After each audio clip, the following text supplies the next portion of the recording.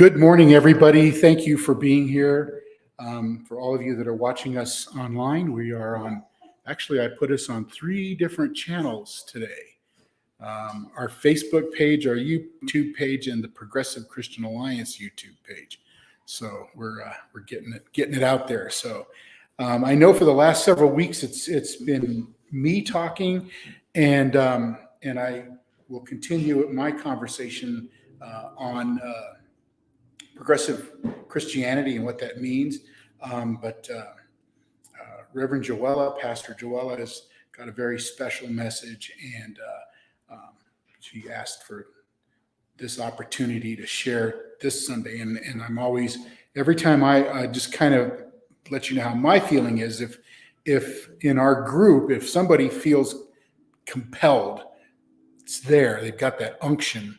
It means something bigger is going on than just me doing another message. And I'm like, okay, it's time for me to step out of the way. And so, which might help with today's message. It's good sometimes as men that we learn how to step out of the way. So this is an important message, and I think it's a timely message that Joella is going to bring to us today. And you can explain the whole trigger warning thing. That's kind of out of my language and understanding. So, but I understand it. So hang on, be open, be aware that,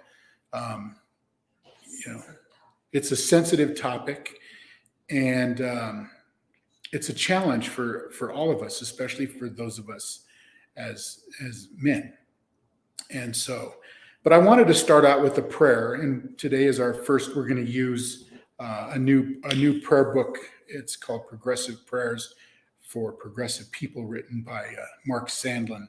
And I really love the whole idea of these prayers because they're progressive, they're interfaith, they are open and broad, and I love that because prayer is much bigger than just the little boxes we put prayer in.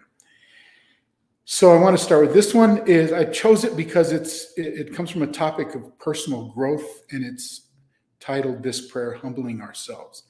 Because the thought that came to me to listen to this message, especially for us as men, requires us to humble ourselves. So I would encourage you to listen. Those of you here with us, we have a prayer sheet on the tables. Humbling ourselves. Good and gracious God, sometimes spiritual and moral teachings ask us to do things which can feel impossible. Most of us at times have doubts and questions and negative thoughts about ourselves. Sometimes it seems humanity is just wired that way. Pride and feeling important can feel like a needed counterbalance to the way we sometimes see ourselves. Yet we're taught to become humble, the least of these, last. To put others before ourselves, to let go of our need to be important. To let go of our need to be important in the eyes of the world. We are taught to redefine what important is, to seek out value and valuing others, to find a positive self-image in seeing others positively, to discover ourselves to be equal to others by working towards the equality of all. Sometimes spiritual and moral teachings ask us to do things which seem impossible until we begin to do them. Let us encourage and support each other as we work collectively to create a better world. Let us be reminded that the principalities of this world do not win in the end, and that the one thing that does matter in this life is each other and the love that we share. Amen. Joella, it's all yours.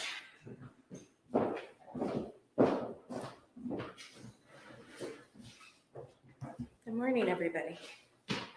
I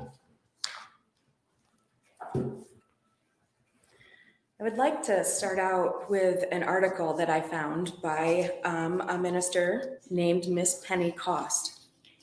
She's not your average church lady. She's the first drag queen in the world to become a certified candidate for ordained ministry within the United Methodist Church. She has earned the title of the drag evangelist due to her ability to reach, empower, and celebrate LGBTQIA+ people. Miss Penny Cost writes, "If Christians can cry, so can you. Healing toxic masculinity through the empathic incarnate. Here I sit in quiet stillness. For 30 minutes, there's no scrolling, swiping, messaging, emailing, chores, work, or needs of any form. For 30 minutes, I kneel before a makeshift altar composed of 2 candles and a vaguely anthropomorphic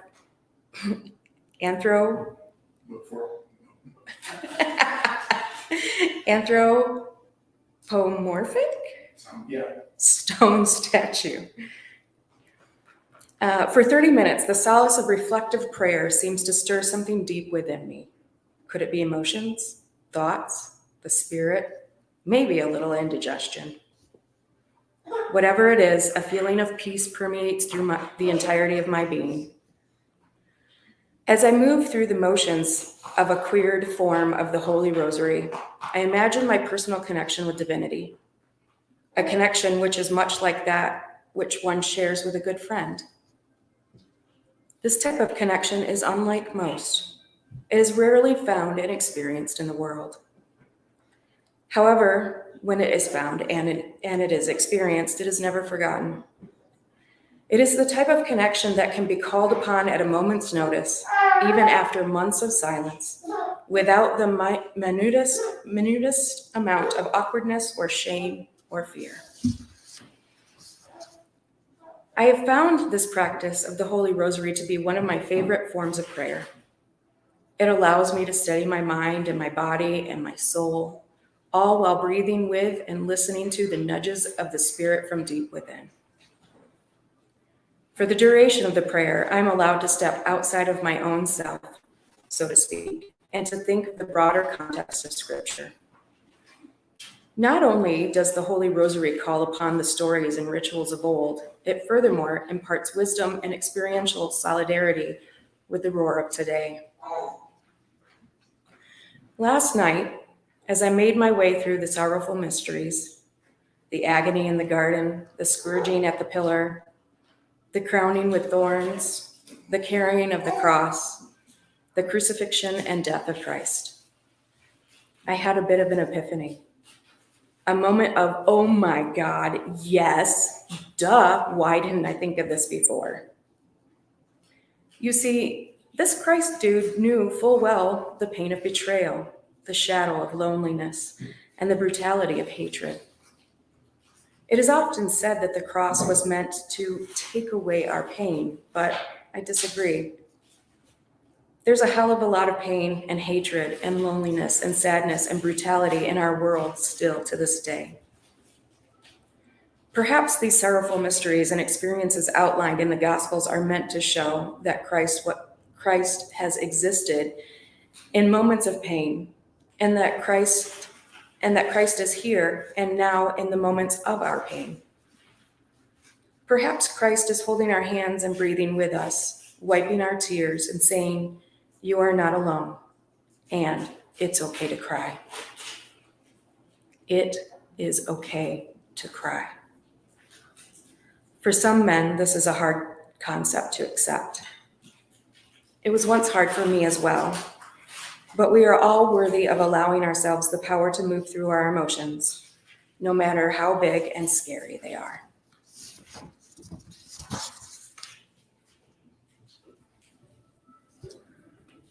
So the message I want to share with you today it's a little disturbing, and it comes with a trigger warning. I will be touching on sexual assault and physical violence. And I encourage anyone listening to prepare yourselves emotionally and take whatever steps necessary you need for self-care. So what is toxic masculinity exactly? Actually, let me back up. Very early last Sunday, I got a phone call. It's one of the phone calls that parents of any child dreads. I got a phone call that my 16-year-old had been raped. In that moment, I was unable to get to her. Thankfully, she had supportive people that were there to take care of her, and she was taken care of in the best possible ways by all the professionals that stood by her side.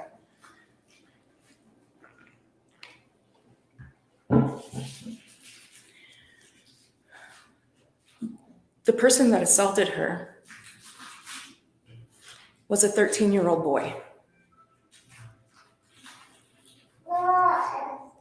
I have sat throughout this week with moments of rage and hurt and pain and wanting to make sure that she is the most comfortable that she can be and that she knows that she is taken care of and that she has all the support in the world.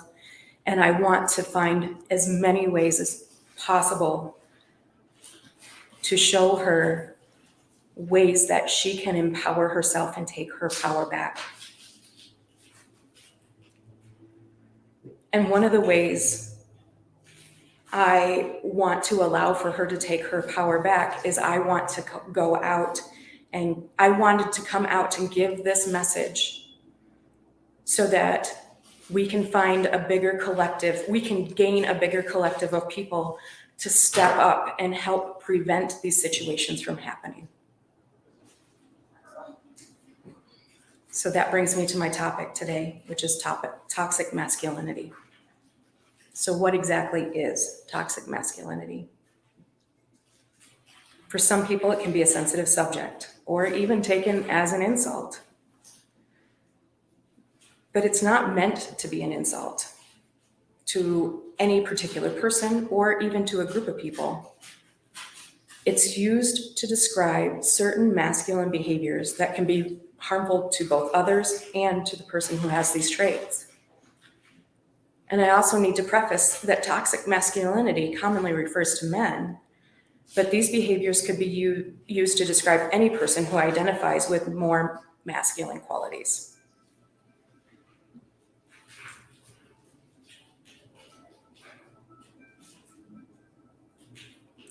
So toxic masculine traits that are considered toxic masculinity include using or threatening violence, controlling others, acting aggressively, suppressing emotions, trying to appear tough, treating sex as a competition, feeling entitled to sex from others, and using power over women, weaker men, and marginalized groups.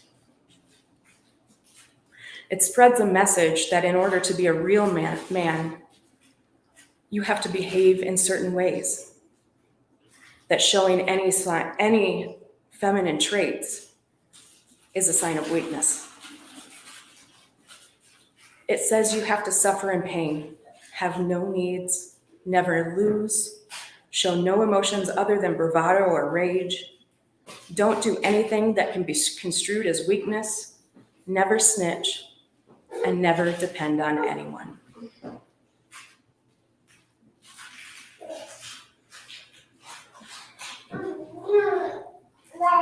These traits place the majority of us in, these traits come up from traditional gender roles that have been described in society over the last hundreds of years, with men expected to be the leaders and the breadwinners, while women are expected to be the caregivers and the homemakers.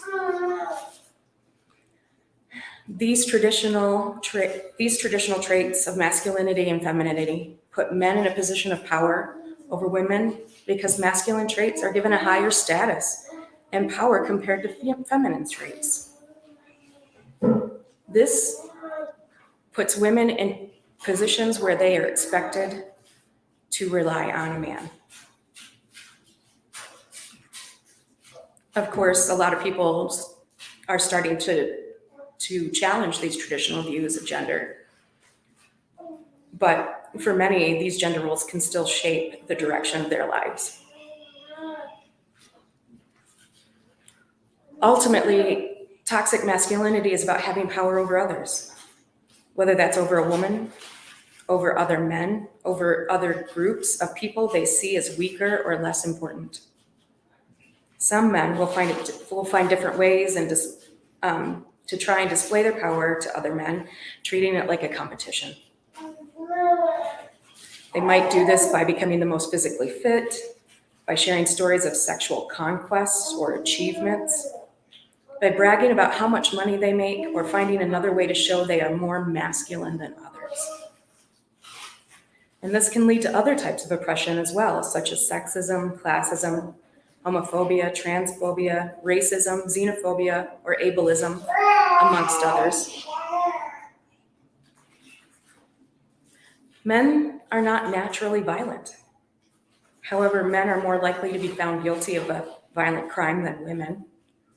This is because they've grown up in a culture where the expectation is to be aggressively masculine, and that has resulted in violent behavior. This is a symptom of toxic masculinity because it makes men feel like they need to prove their manhood through physical dominance and using violence. When I think back to the situation from this weekend, I wonder what kind of role models that young boy has. And I'm saddened when I wonder what his life will be like going forward. My expectation or my thoughts are, even if justice is not served at this point for this situation, which I absolutely hope that it is, that this young man will end up in some incarceration or another throughout the rest of his life.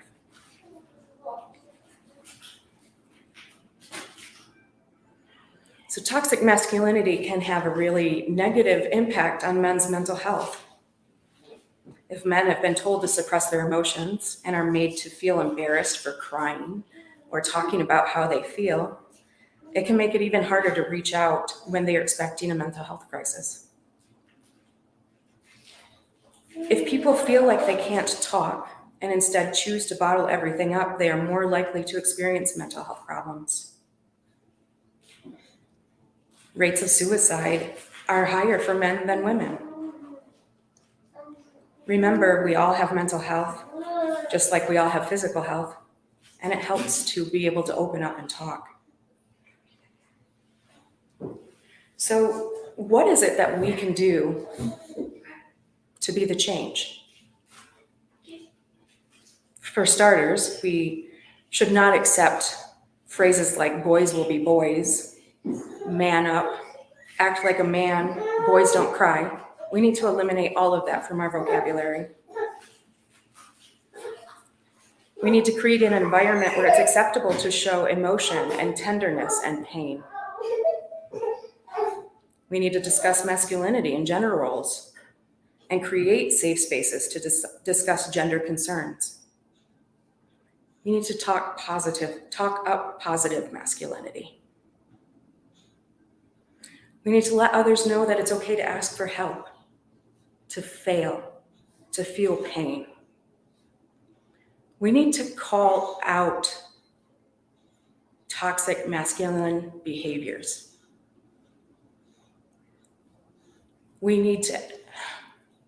I am going to ask this now. I'm going to ask our male brethren to step up. And if you're in a circle with a bunch of males and you're witnessing this behavior, this kind of behavior, I want for you to take a moment and ask that person to stop and let them know that their behavior is not okay.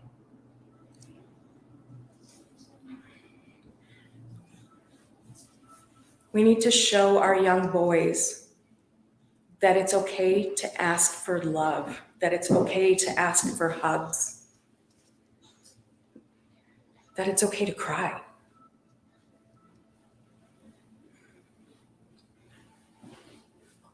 We need to be doing everything that we possibly can to promote mental health, to promote getting out there and seeking mental health professionals.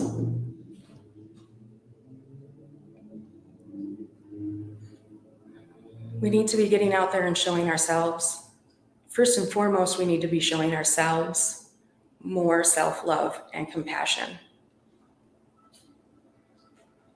The more we look into ourselves and give ourselves the love and compassion that we need and desire, the more we are going to be able to get out there and show that to the greater good. And that will have a ripple effect that will overflow. But most importantly, we need to be teaching not just our young men, everybody, our children, violence is not okay. Sexual violence is definitely not okay. Sexual violence takes away somebody's personhood.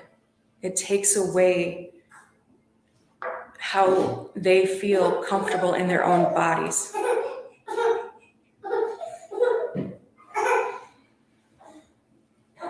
And I'm going to repeat this, and I cannot state this enough, but we really need to be expressing more love. And that's what I have for today. Thank you.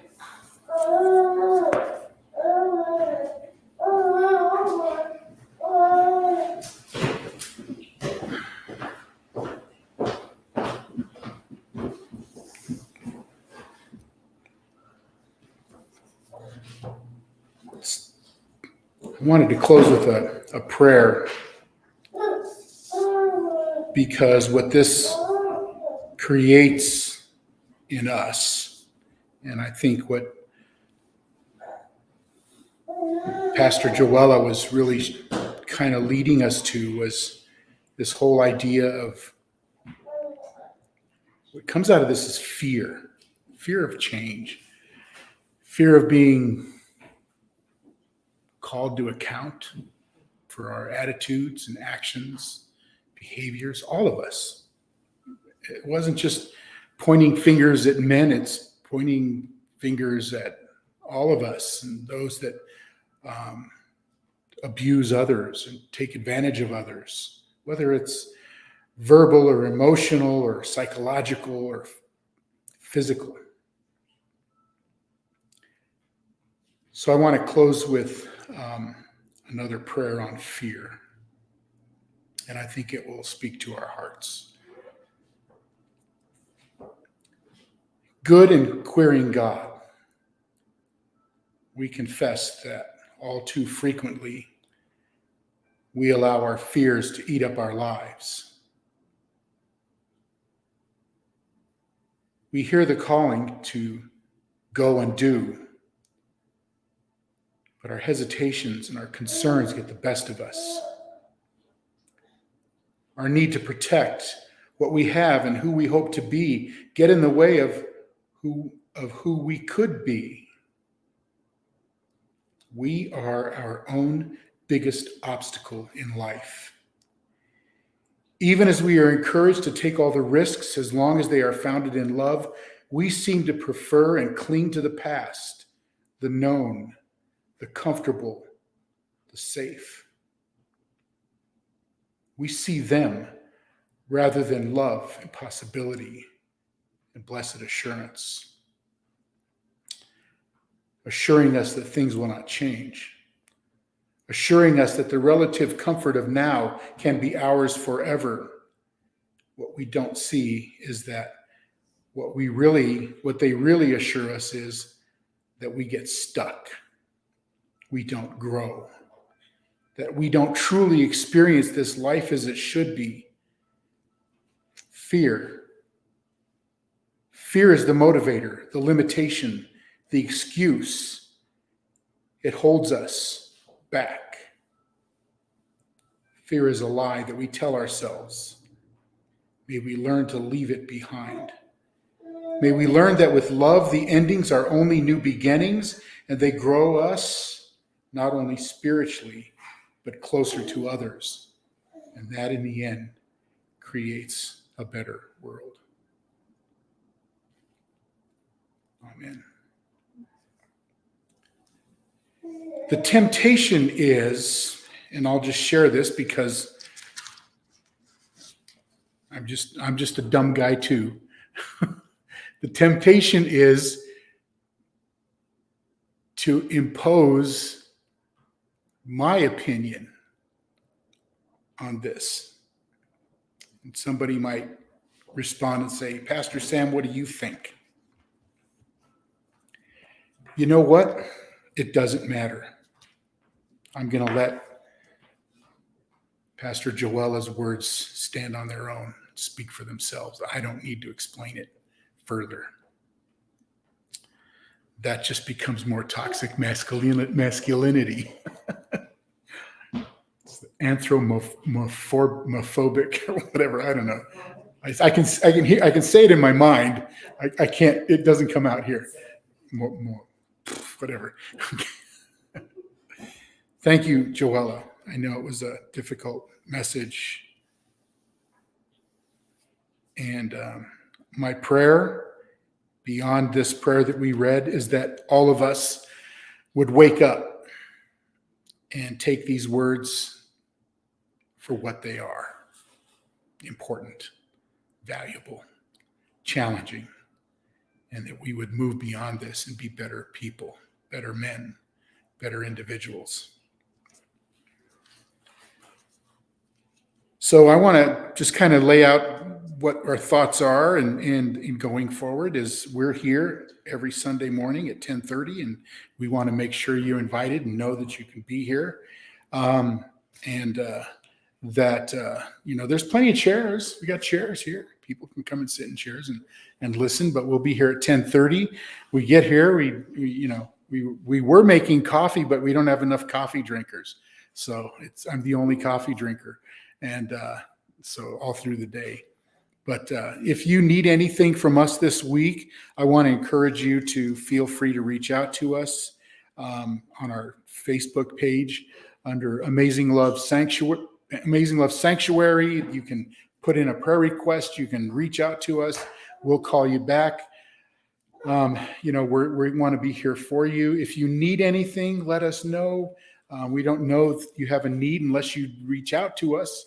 And so we're open throughout the week, and we do a lot of stuff here. And so whether it's weddings or ministry things, we're here.